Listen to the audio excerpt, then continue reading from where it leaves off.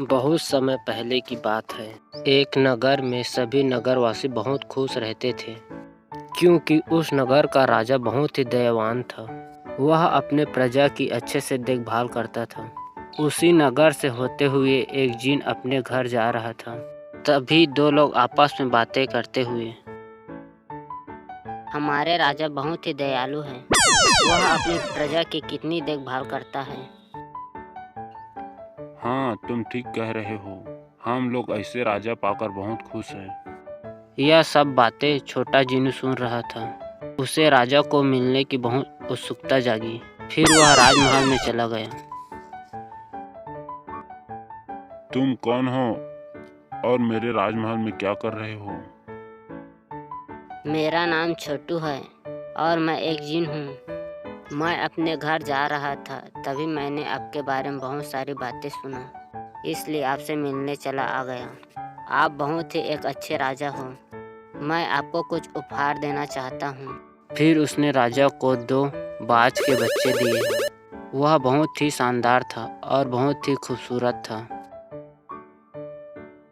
इतने शानदार बाज पहले कभी नहीं देखा। इस उपहार के लिए आपको धन्यवाद।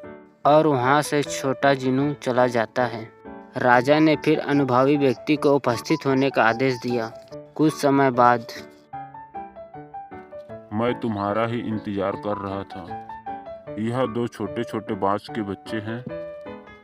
मैं चाहता हूँ कि तुम इसके अच्छी तरह देखभाल करो। जी महाराज, ऐसा ही होगा। कुछ महीने पश्चात राजा ने देखा कि दोनों बाज के बच्चे काफी बड़े हो चुके हैं और अब पहले से भी शानदार लग रहे थे। राजा ने देखभाल करने वाले आदमी से कहा, मैं इसकी उड़ान देखना चाहता हूँ। तुम इन्हें उड़ने का इशारा करो। जो आज्ञा महाराज। फिर वह आदमी ने दोनों बाजों को इशारा दिया। दोनों बाज उड़ान भरने लगे, पर जहाँ एक बाज आसमान की ऊंचाइयों छू रहा था, वही दूसरा कुछ ऊपर जाकर वापस उसी डाल पर आकर बैठ गया, जिससे राजा को कुछ अजीब लगा। क्या बात है, जहाँ एक बाज अच्छी उड़ान भर रहा है, वहीं ये दूसरा बाज उड़ना ही नहीं चाह रहा है। माफ करें महाराज, इस बाज के साथ शुरू से ही यही समस्या है। वो इस डाल को छोड़ता ही नहीं है। राजा को दोनों बाज बहुत ही प्रिय थे और वो दूसरे बाज को भी उसी तरह उड़ता देखना चाहते थे। अगले दिन पूरे राज्य में ऐलान करा दिया गया कि जो व्यक्ति इस बाज को ऊंचा उड़ाने में कामयाब होगा, उसे ढेरों इनाम दिया जाएगा। फिर क्या था, एक से एक विद्वान आए और बाज को उड़ाने का प्रयास करने लगे, पर हफ्तों बीत जाने के बाद भी बाज का वही हाल था।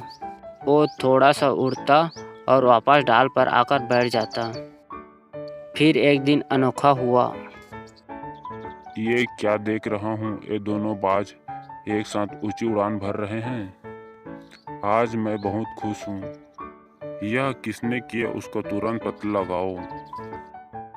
अगले दिन एक किसान दरबार में हाजिर हुआ। राजा ने कहा, मैं तुमसे बहुत प्रसन्न हूँ। बस तुम इतना बताओ कि जो काम बड़े बड़े विद्वान नहीं कर पाए, वो तुमने कैसे किया? महाराज, मैं एक साधारण सा किसान हूँ। मैं ज्ञान की ज़्यादा बातें नहीं जानता।